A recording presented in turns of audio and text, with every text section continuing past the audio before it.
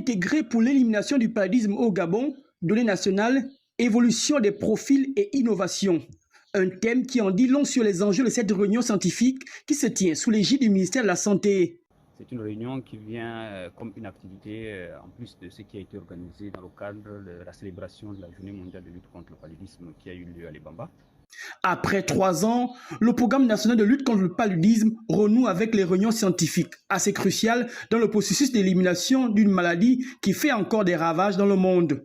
Selon l'OMS, 600 000 décès enregistrés en 2024. Au Gabon, le taux de positivité était de 44,85% en 2024 contre 47,50% en 2023, selon les statistiques récentes. Collé à l'action de la lutte, il était important que les scientifiques du pays se retrouvent ici au CERMEL pour échanger. Les participants, le temps d'une journée, ont échangé sur les dernières avancées scientifiques. Deux vaccins qui sont mis en place par l'OMS, c'est-à-dire RTS et F21, ne sont pas au point de l'efficacité que nous voulons. L'OMS demande de trouver un vaccin qui est efficace à environ 80% pendant 2 ans. C'est-à-dire qu'on est encore loin des objectifs. Le rendez-vous du CERMEL est fondamental pour ces chercheurs venus des grands pôles de recherche du pays. Il y a plusieurs centres de recherche qui travaillent sur le paludisme, le CIRMS, le CERMEL et l'US principalement. Et c'est toujours une occasion de mettre en commun toutes ces données. Le Gabon, ainsi, tient à réaffirmer son positionnement stratégique en Afrique dans la quête définitive d'un remède contre le paludisme.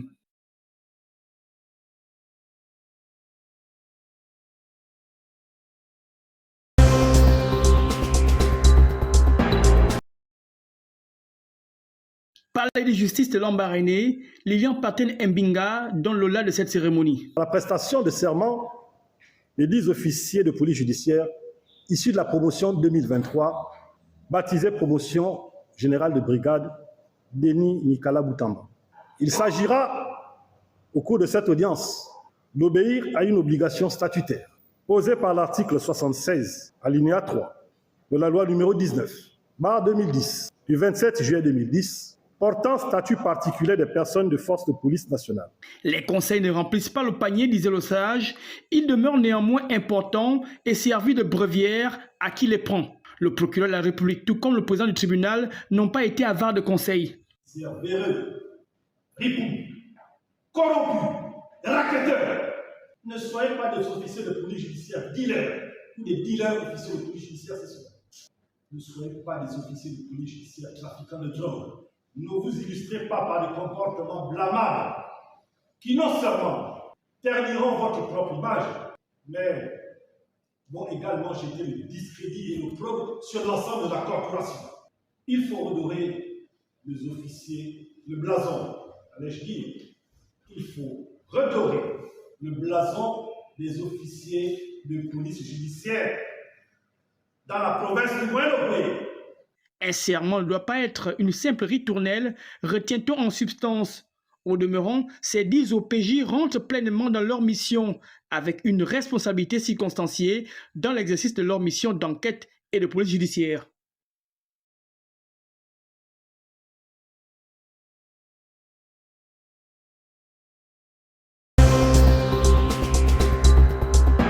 La société de production agricole et agro-industrielle du village EIA contribue pleinement à la lutte contre la pauvreté. Cette visite des responsables d'Afrique Biogaz et du bureau d'investisseurs gabonais est un signal fort. Le site impressionne par son envergure. Ici, on a l'usage de faire une ferme circulaire intégrée.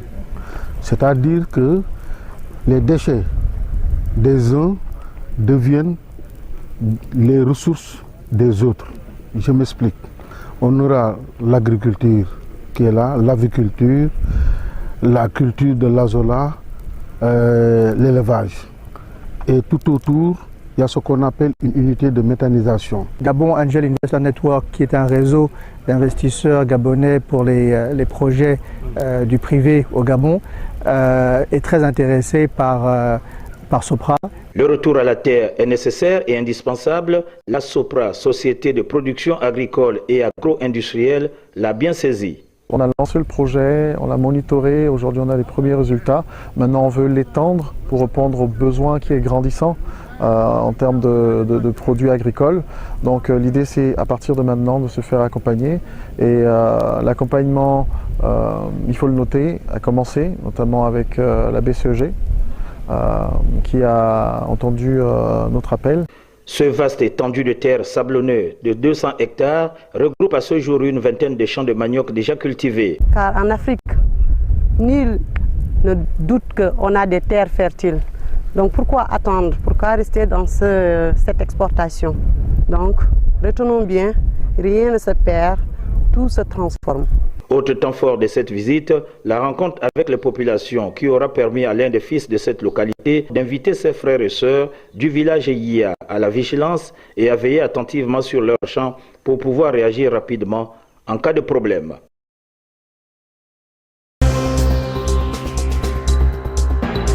Sur cette route accidentée à plus de 25 km de Loconi se trouvent des bœufs qui ont ici une place dans l'immense plaine du village Edjouangolo, place qui leur permet de s'engraisser en toute liberté. Pour s'imprégner des réalités que rencontrent les fermiers des sites Mpuri et Djouo, des investisseurs sénégalais et gabonais se sont rendus sur le lieu pour prendre langue avec ces acteurs du développement. Pour la première fois, je reçois une délégation des gens qui viennent pour visiter, qui ont entendu parler et qui se sont intéressés, qui sont venus voir. Quand tu aimes quelque chose, la passion étant là, tu es obligé de te sacrifier quelquefois.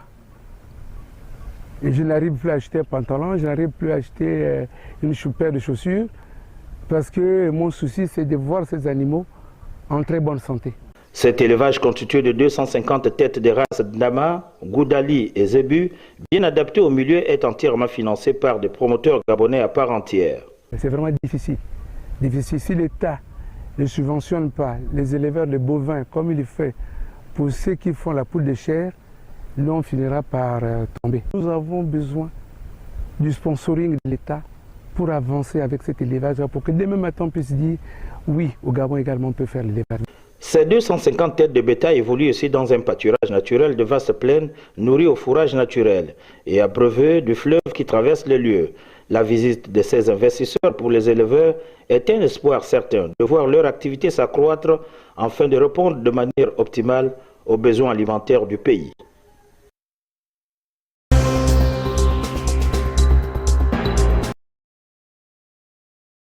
Hymne national en langue locale, défilé des équipes participantes et surtout un coup d'envoi fictif donné par la ministre de l'Éducation nationale, Camélia Antoutoum, aux côtés de son collègue des sports, Paul Kessani. Nous espérons que notre double présence ici vous laisse l'onction de la réussite. Une présence qui a dû faire plaisir au comité d'organisation de ces Jeux, en tête la directrice d'académie provinciale. L'honneur d'être à nouveau sélectionné pour le lancement national des différents Jeux socio-culturels et éducatifs et sportifs. Ça permet de motiver encore plus les élèves. Cette cérémonie célèbre les valeurs d'excellence, du fair play et de la cohésion sociale à travers le sport scolaire. En dehors du fait de détecter les talents, ça permet aussi aux enfants d'être encadrés, d'être suivis, ça les éloigne un peu de tous les vices qu'ils côtoient chaque jour. Ces Jeux sont considérés ici comme un levier d'éducation et d'épanouissement de la jeunesse. Je suis ému parce que cela prouve assez que la population migorienne aime le football. Et pour cela, je suis très content de voir ces jeunes joueuses jouer, montrer leur talent en fait. Je suis vraiment content. Le lycée à battre cette édition, c'est Aubin Georges Moundjekou, double détenteur chez les filles comme chez les garçons. Des matchs à élimination directe, Moundjekou s'est débarrassé du lycée Jean-Vinga Mamumba chez les filles 3-0 et chez les garçons il a fallu attendre l'épreuve des tirs au but où le lycée Moundjekou a disposé du lycée Jean-Vinga Mamumba.